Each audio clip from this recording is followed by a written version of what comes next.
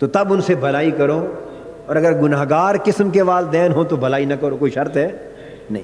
ماں باپ ہی ہیں، خواہ وہ ولی ہیں، خواہ وہ فاسق و فاجر، خواہ وہ متقی پرہیزگار ہیں، خواہ گناہگار ہیں، وہ عمل ان کا ان کے ساتھ، ان کو اپنا حساب کتاب دینا ہے۔ مگر اولاد کے لیے ماں باپ میں سے ہر فرد جیسا بھی ہو وہ برابر درجے کی فضیلت رکھتا ہے۔ اگر ایک ولی ماں اور ولی باپ کی خدمت کرنے سے اولاد کو جو اجر ملتا ہے والدین سمجھ کے خدمت کرنے سے، وہی اجر ایک گناہگار والد اور گناہگار والدہ کی خدمت کرنے سے بھی اولاد کو ملتا ہے۔ اس لیے کہ یہ ادب نہ اس کی ولایت کا ہے، نہ اس کے تقویٰ کا ہے، اور نہ یہ بے لحاظی اس کی بدعمالیوں کی ہے۔ یہاں ادب بھی والدین کا ہے، اور بے ادبی ہو رہی ہے تو وہ بھی والدین کی۔ اللہ پاک نے فرمایا ان کی سیرت و کردار کو نہ دیکھو، وبالوالدین احسانا، چونکہ تمہارے والدین ہیں سو ان سے احسان کے ساتھ پیش آؤ۔ اللہ تبارک و تعالیٰ نے اپنی طاعت اور عبادت کے بعد پہلا حکم والدین کے ساتھ حسن سلوک کا دیا۔ اب سورہ نساء کا مطالعہ کیجئے، وہاں بھی یہ ترتیب بیان کی۔ ارشاد فرمایا وَاعْبُدُوا اللَّهَ وَلَا تُشْرِكُوا بِهِ شَيْئًا وَبِالْوَالِدَيْنِ إِحْسَانًا، اور لوگوں اللہ کی عبادت کرو، اللہ کی بندگی بجا لاؤ، اور اس کے ساتھ اس کی عبادت میں کسی کو شریک نہ ٹھہراؤ، اس کے ساتھ کبھی بھی شرک کا تصور تک نہ کرو۔ وَبِالْوَالِدَيْنِ إِحْسَانًا، اس کی عبادت کرو، اس کے ساتھ شرک کرنے سے بچو، اور والدین کے ساتھ حسن سلوک سے پیش آؤ، احسان کرو۔ تو آپ نے دیکھا کہ حکم کی ترتیب یہ ہے کہ اللہ کی اطاعت اور طاعت، اس کے ساتھ شرک کرنے کی نفی کا حکم جہاں ختم ہوتا ہے وہیں سے والدین کے حقوق کے بیان کا آغاز ہوتا ہے۔ آپ اندازہ کر لیں کہ اس دنیا کی عملی زندگی میں پھر اس سے بڑھ کر عملی اہمیت کا حامل اور کون سا حکم ہو سکتا ہے؟ کون سا حکم ہو سکتا ہے؟ اور یہاں اس کا بھی ذکر نہیں کہ والدین کمانے والے ہوں یا نہ کمانے والے ہوں، والدین بوڑھے ہوں یا جوان ہوں، نیک متقی ہوں یا گناہگار ہوں، کسی بھی حال میں ہوں والدین والدین ہیں۔ تو اللہ پاک نے اس مقام پر بھی شرک کی نفی اور حکم توحید کے ساتھ والدین کے ساتھ احسان سے پیش آنے کا بیان کیا۔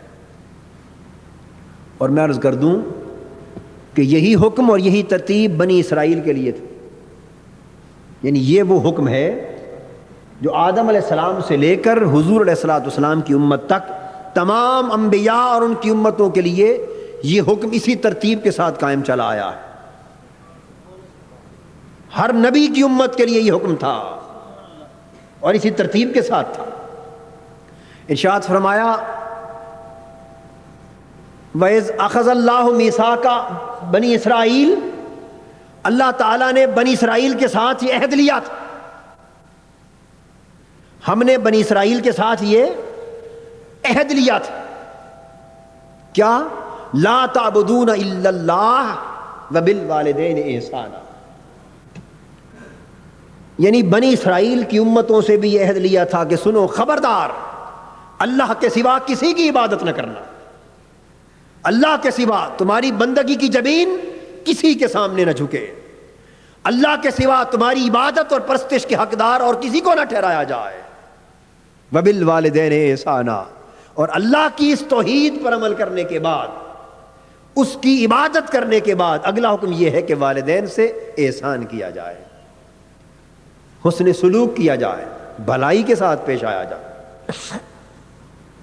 اللہ تبارک و تعالی نے والدین کے ساتھ حسن سلوک کی یہ اہمیت بیان فرمائی۔ اس کے بعد آگے ارشاد ہوتا، ارشاد فرمایا اما یبلغن عندکم الکبر احدہما او کلاہما، اگر تمہارے سامنے دونوں ماں باپ دونوں یا ان میں سے کوئی ایک بڑھاپے کو پہنچ جائے، تمہارے سامنے تمہاری زندگی میں تمہاری عمر میں یہ تمہاری خوش نصیبی ہے۔ قرآن بیان کر رہا ہے اگر تمہاری زندگی میں ایسا ہو کہ احدہما او کلاہما، ان میں سے کوئی ایک یا دونوں بڑھاپے کو پہنچ جائیں تو پھر فلا تقل لہما اف ولا تنہرہما وقل لہما قولا کریما وقل رب ارحمہما کما ربیانی صغیرا۔ فرمایا کہ اے شخص، اگر تیری زندگی میں تیرے دونوں ماں باپ یا دو میں سے کوئی ایک بڑھاپے کی عمر کو پہنچ جائیں تو پھر کیا کر، فلا تقل لہما اف، اگر ان کی کسی بات پر، ان کی کوئی بات تمہاری پسند میں نہ آئے، تمہاری طبیعت اسے ناگوار جانے، تمہاری طبیعت پہ بوجھ ڈالے، تو پھر بھی خبردار اوہ تک بھی نہ کہے۔ فلا تقل لہما اف، تمہاری زبان سے اف تک کا کلمہ بھی والدین یا کسی ایک کے لیے صادر نہ ہو۔ اف کا معنی ہے اوہ کہنا۔ اندازہ کر لیں کہ زبانیں اس حد تک بند کر دی گئی۔ ولا تنہرہما، اور کسی بات پر بھی ان سے خفا نہ ہو، ان کو نہ جھڑک، ان کی دل شکنی نہ کر، ان کا دل نہ توڑ، ان کے ساتھ درستی کے ساتھ، تلخی کے ساتھ پیش نہ آ۔ یہاں کیوں فرمایا اگر ان دونوں میں سے کوئی ایک یا دونوں تیری زندگی میں بڑھاپے کی عمر کو پہنچ جائیں؟ یہ کیوں فرمایا؟ اما یبلغن عندک الکبر احدہما او کلاہما، تیری زندگی میں ان میں سے کوئی ایک یا دونوں بڑھاپے کو پہنچ جائیں۔ یہ بیان کر کے اب فرمایا فلا تقل لہما اف، تو پھر خبردار کبھی اوہ بھی نہ کہے۔ یہ بات کیوں کہی؟